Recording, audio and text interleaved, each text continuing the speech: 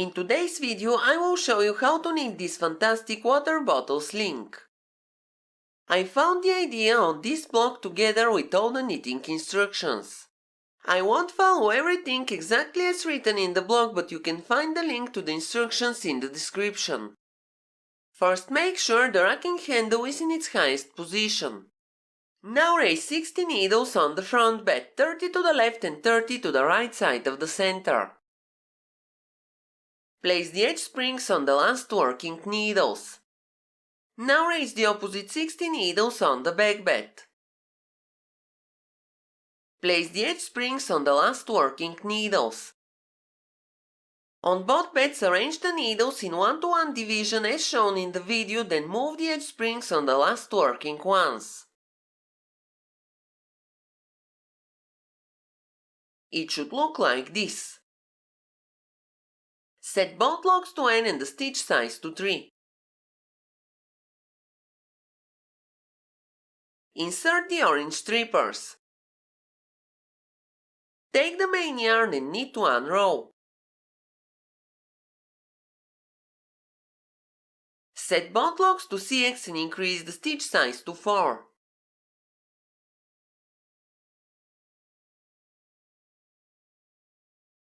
Now knit 2 rows. Set both locks to N and increase the stitch size to 5.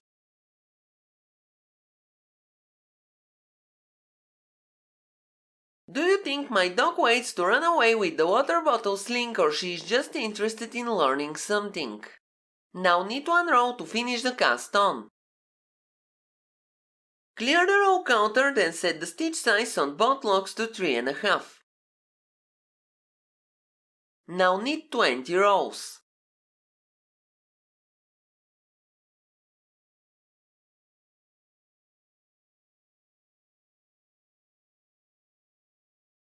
Clear the row counter, set the front lock to AX, increase the stitch size to 5 and press the left arrow key. Set the back lock to GX. Remove the orange strippers and insert the black ones. Move the edge springs and use the double eye bodkin tool to transfer all stitches to the opposite needles on the front bed.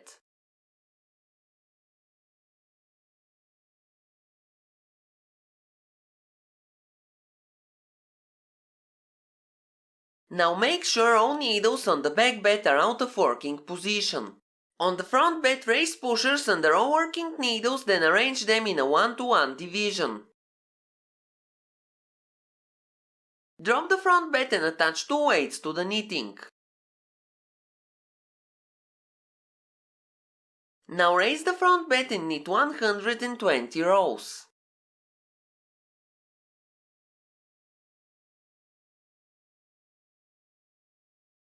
Clear the row counter, then set the front lock to N, press the 0 key to disengage the arrow key and knit 2 rows. Now set the front lock to GX, then set the back lock to N and the stitch size to 5.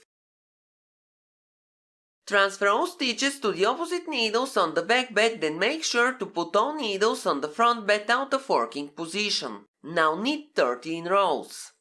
The lock must be on the left side of the machine.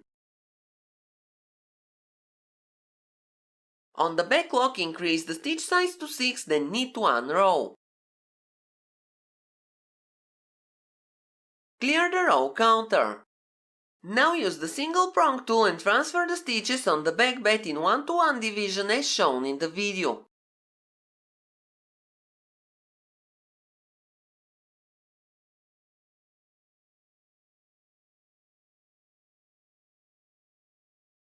Drop the front bed and rehang the weights higher on the knitting.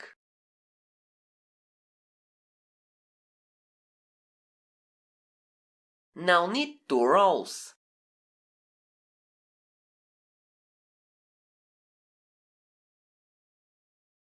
Clear the row counter and increase the stitch size on the back lock to 7. Now move the lock to the color changer, take an eyelet with waste yarn and knit 20 rows.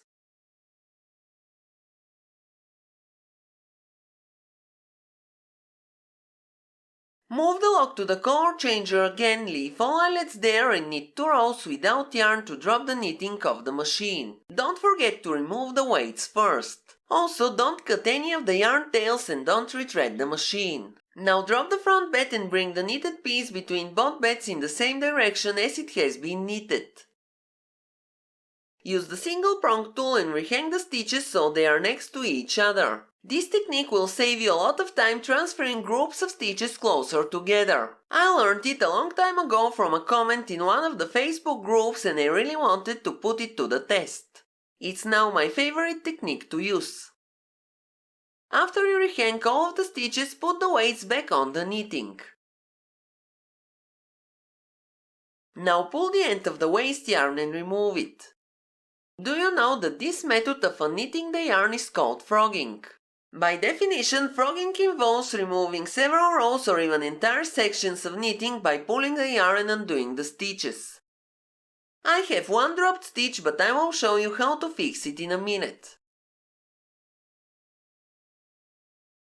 I will take both the stitch and the yarn and put them in the hook of the empty needle. Now I will knit the stitch manually. Check for more dropped stitches and raise the front bed. Move the lock to the color changer and take the eyelet with the main yarn. Pull the yarn back to tension it correctly. Now knit the last 2 rows.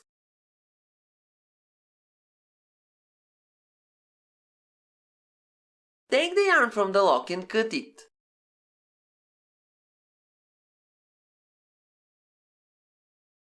Remove the weights, then use the double-eye bodkin tool to sew off all stitches.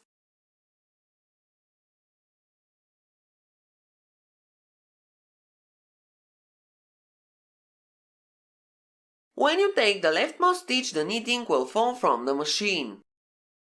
This is the knitted piece right after you take it from the machine. This is the right side. You have to sew both sides together, then pull the cast-off tail to gather the bottom. Now I will show you how to knit the cord according to the instructions on that block. First, make sure the racking handle is in its highest position. Raise 2 needles in 1-to-1 division on each bed. Place 1 edge spring on the leftmost needle on the front bed and 1 on the rightmost needle on the back bed. Set both locks to CX and the stitch size to 1.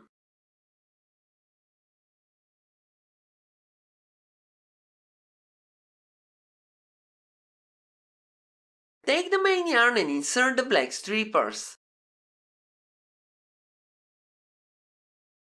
Push the trip cam for the row counter close to the edge spring and knit 2 rows. Now increase the stitch size to 4 on both locks. Raise 2 more needles on each bed. You must have 4 needles on the front bed and 4 on the back bed, which are opposite to each other. Now knit 2 rows to finish the cast on. Take a piece of waste yarn, lay it over the stitches and pull both ends between the beds of the machine. Then tie both ends and attach a weight to the loop.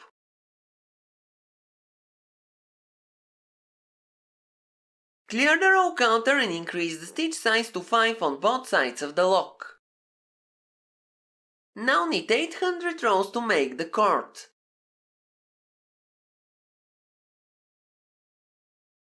We are almost ready. Take the yarn from the eyelet and cut it. Thread it into the double-eye bodkin tool and sew off the stitches in a circular manner. Start by taking the stitches on the front bed from right to left, then take the remaining stitches on the back bed from left to right.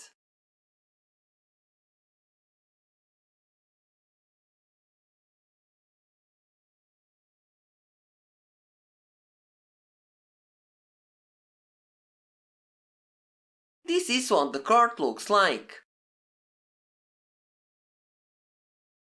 I have already sewed the first piece. To make the rib tighter, I took one strand of elastic thread and weaved it in between the stitches of the cast-on row. Now let's put one water bottle inside. As you can see, everything looks perfect except the ugly seam that I made.